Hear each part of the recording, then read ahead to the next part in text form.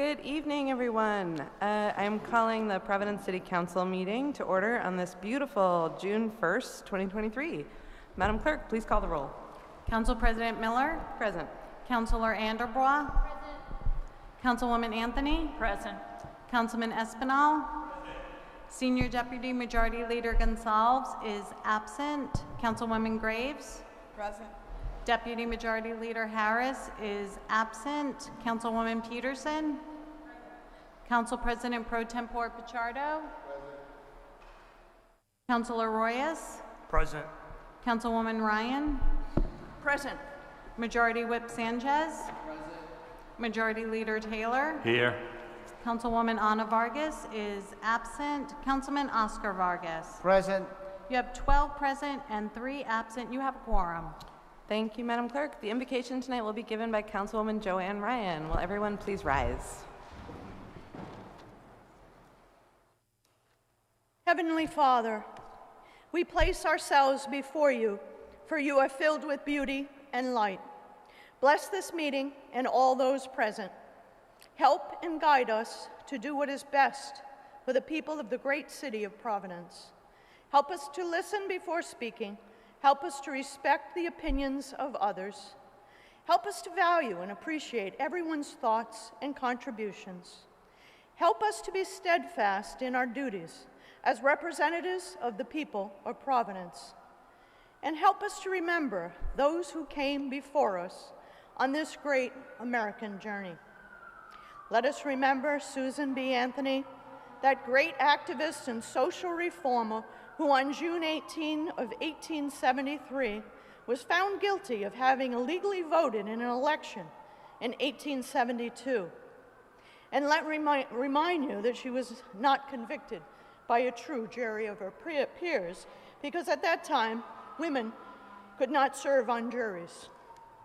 Let us remember in June of 1919, the 19th Amendment to the United States Constitution guaranteeing women the right to vote was passed by Congress.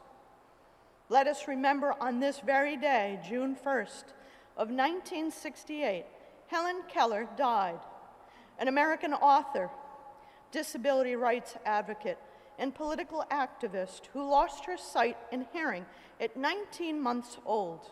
She went on to become one of the most profound voices of our history. Dear Lord, enlighten us so that we may do what is right on this day, in this hall, and in this time.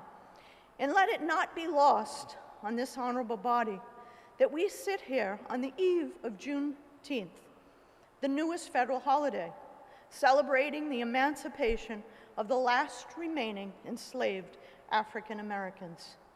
Dear Lord, help us to do what is right. We all have a role to play, being the voice for the voiceless, holding true to our pledge of service to our city, and seeing that systemic racism and gun violence stops. Help us to come together in unity to make our city and state better for all and for future generations. May your light enfold us, may your spirit guide us, and may your grace abound in us. Amen.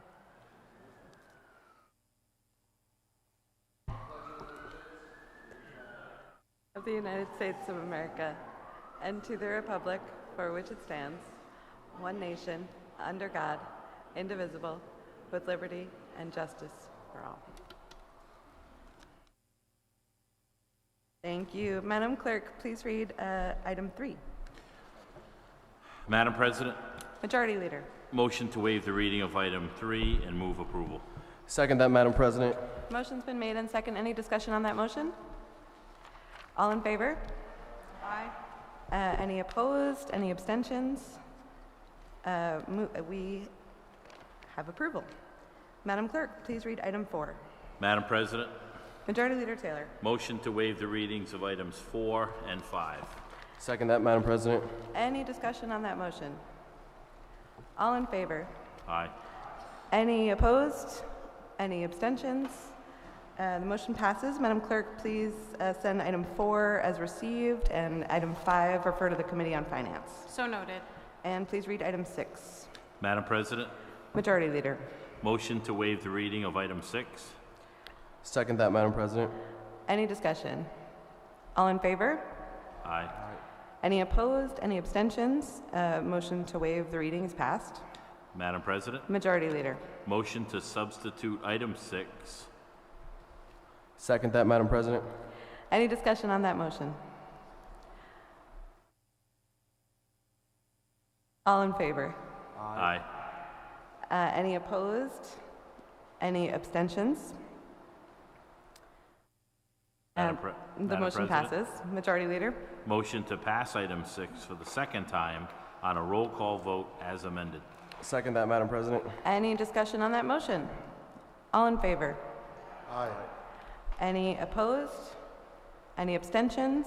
Madam Clerk, please note that I am recusing from that motion, and please call the roll. Council President Miller, I recuse. Councilor Anderbois. Councilwoman Anthony? Yay. Was that Yes. Yay. Councilman Espinal? Senior Deputy Majority Leader Gonzalez is absent. Councilwoman Graves? Aye. Deputy Majority Leader Harris is absent. Councilwoman Peterson? Aye. Council President Pro Tempore Pichardo? Councilor Royas? Aye. Councilwoman Ryan? Aye. Majority Whip Sanchez? Majority Leader Taylor? Aye. Councilwoman Ana Vargas is absent. Councilman Oscar Vargas?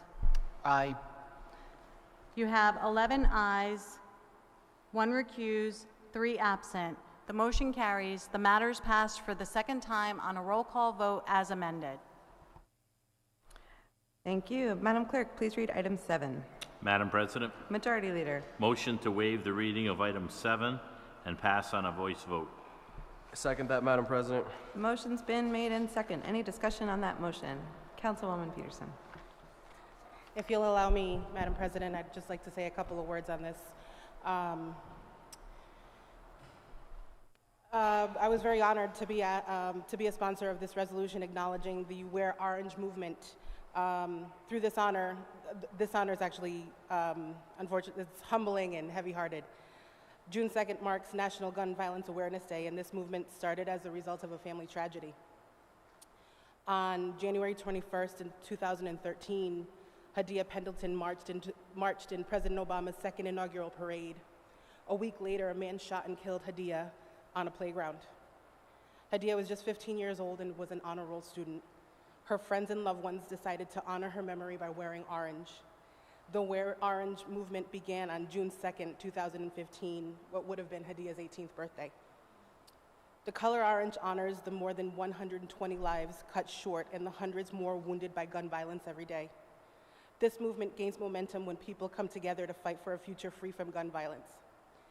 The vibrant hue represents the value we place on human life and serves as a visual symbol to spark conversation, promote education, and inspire action. Wearing orange on Gun Violence Awareness Day is a call to action, compelling individuals to acknowledge the devastating toll gun violence takes on our society.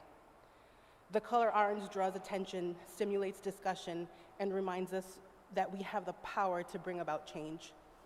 This collective effort contributes to breaking the silence surrounding the issue, encouraging open dialogue, and fostering empathy and understanding. Gun violence is a pervasive issue that affects societies around the world, and its impact on mothers cannot be overstated. The consequences of gun violence on mothers are profound and multifaceted, leaving a lasting impact on their lives and the lives of their children. Gun violence places mothers in the unenviable position of trying to raise their children in an increasingly violent world. We must navigate conversations about gun safety, violence, and the potential dangers our children may face. We're forced to strike a delicate balance between instilling caution and maintaining a sense of security, all while shielding our children from the harsh realities of gun violence. This challenging task has profound effects on our own mental and emotional resilience. As I sat and I wrote these words, I remembered many moments of when mass shootings occurred, a local teen that was shot and killed, and the shootings that felt all too close to home. I'll never forget the moment that I found out about the Sandy Hook shootings. I was 8 months pregnant and my daughter was 3. When I picked her up from daycare, I fell to the floor and hugged her really tightly, and I just cried. And I remember seeing the pain in the other mother's eyes when they were doing the same, picking up and just being grateful that they had the opportunity to pick up their child. It's the first time I can actually remember that I felt a pit in my stomach of uncertainty for my children. Unfortunately, that pit hasn't actually gone away. It actually gets bigger and bigger with every news report and every tweet and every remark against common sense gun reform. As parents, we already worry about so much. What schools should we choose? Am I raising them to be too dependent? Are they choosing the right friends? And for other parents, unfortunately, an unfortunately growing number of parents, is my child going to make it back home alive today, has become an all too common theme. In Rhode Island, the rate of gun deaths increased 73% from 2011 to 2020. The rate of gun suicides increased to 55%. In an average year, 46 people died. 165 are wounded by guns in our state. Gun violence doesn't only affect the victims and the survivors. The consequences of gun violence are more pervasive and affect entire communities, families, and children. With more than 25% of children witnessing an act of violence in their homes, schools, or community over the past year, and more than 5% witnessing a shooting, it becomes not just an issue of gun regulation, but also addressing the impact on those who have been traumatized by such violence. Addressing the social, emotional, and physical well-being and mental health needs of children and youth exposed to gun violence is a complex process that requires proper identification. It requires a sufficient number of providers trained in an age-appropriate, evidence-based, and trauma-informed treatments to concurrently understand all of these concerns. In addition, it requires our society to find ways to reduce the actual numbers of children and youth who are initially exposed to gun violence. This isn't an easy task, given that many settings in our world that contain violent situations or imagery, schools, homes, communities, and our media. In the face of tragedy, many mothers affected by gun violence become fierce advocates and activists, channeling their grief into action. They raise their voices, they demand stricter gun control measures, promoting community programs, and supporting organizations dedicated to preventing gun violence. Today, I wear my orange as a potent symbol of solidarity and a powerful means of raising awareness, promoting education, and inspiring action. By joining together in this vibrant color, we honor the lives lost to gun violence and work towards a future where every individual feels safe and protected from the devastating consequences of firearms. Thank you. Thank you, Councilwoman. Any further discussion? Councilman, Majority Leader. Any additional co-sponsors? Full council? Full council, please. Thank you. Any other discussion on this item? Discussion. I just want to rise and congratulate my colleague for presenting this resolution. We've all been impacted through gun violence, especially young people. And as you read that fine statement, I'm reminded that since been involved in our community, that it brings back memories when Jennifer Rivera was shot down on Congress Avenue. She was only about 16, 17 years old. And since then, there's been over 15 deaths in South Side, or even more, and there's been young people. So it's dear to the heart in a sense when it comes to losing young people. Last year, it was impacted right in front of our house, and my son, while only being 14 years old, knew that someone got shot and killed right in front of our doorstep. So thank you for that resolution, and thank you for your statement. Thank you, Pro Tem. Any further discussion? All in favor? Any opposed? Any abstentions? The motion passes. Madam Clerk, please read item 8. Madam President, Majority Leader. motion to waive the reading of items 8 and 9 and receive and approve. Second that, Madam President. Motion's been made and second. Any discussion on that motion? All in favor? Aye. Any opposed? Any abstentions? Motion passes. Madam Clerk, please read item 10.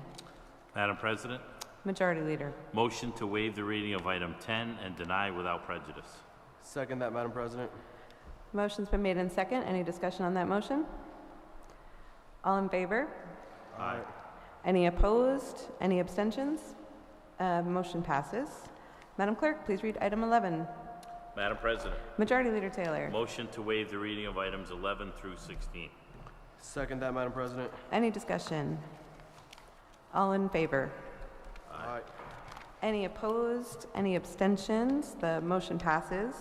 Madam Clerk, please refer item 11 to the Committee on Public Works, 12 to the Committee on Ordinances, 13, please severally refer to the Committee on Claims and Pending Suits, 14 through 16, please note as received. So noted.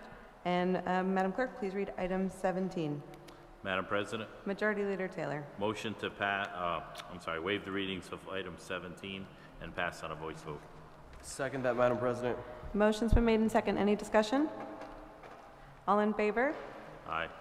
Any opposed? Any abstentions? The motion passes.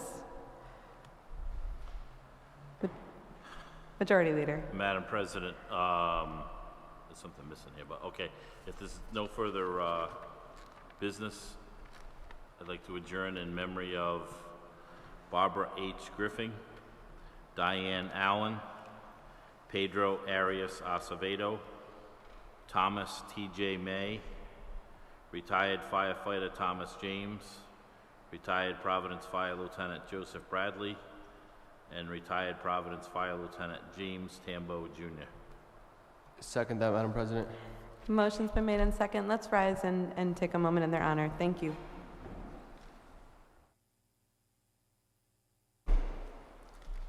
Any discussion? All in favor? Any opposed? Any abstentions? Thank you all so much. We are adjourned. Thank you. Half-hearted.